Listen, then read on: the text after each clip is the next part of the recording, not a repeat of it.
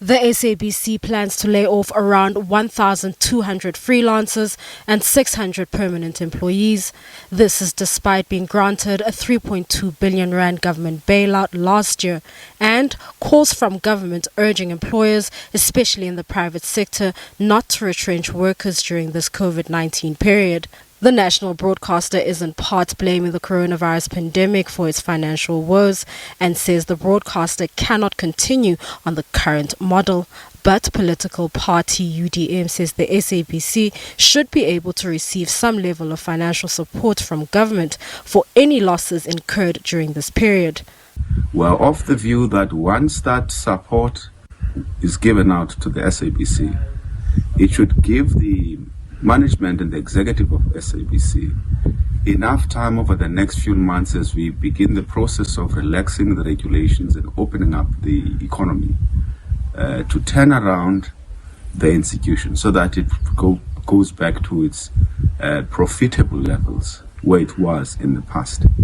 We are also not an organization that believes in using workers as scapegoats. The Democratic Alliance is calling for a full briefing from the SABC to update the Communications Portfolio Committee on the situation. We share the anxiety, the frustration of SABC staff who at this time are worried that they could possibly be losing their jobs. In order to make sure that the process is open and transparent, the DA has requested that the SABC appear before the Portfolio Committee on Communications. We need to satisfy ourselves that the SABC has done all it can and has taken measures to make sure that there are no retrenchments. Labour unions BMAO and the Communication Workers Union say they were not consulted before the broadcaster issued notice of its intentions to retrench. BMAO has vowed to take the matter to the Labour Court. Our remedy is to revert to the Labour Court on an urgent basis to stop this process.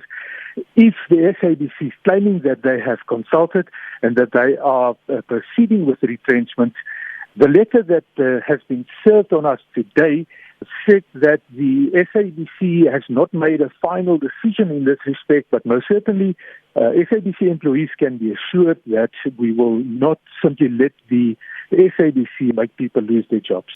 The organization has also extended invitations to employees to apply for voluntary severance packages. CWU says the retrenchment plan came as a surprise. Communication Workers Union, we have never engaged with SABC on retrenchment, so we have not had a formal discussion with SABC. The only meeting we had as the National Office Bearers with the SABC was to discuss the whole issue of restructuring, and we have never discussed any issue on retrenchment. Now, they are acting in very bad faith. In actual fact, they are cowards. Instead of talking to us, they had an opportunity to engage us as the National Office Bearers in our meeting we had three days ago. The SABC has further proposed implementing a number of measures aimed at improving its financial position. This will include ceasing all non-essential expenses and reviewing all outsourcing and insourcing contracts.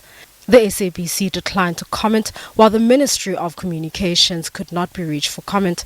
Balentle Mthethwa, SABC News, Johannesburg.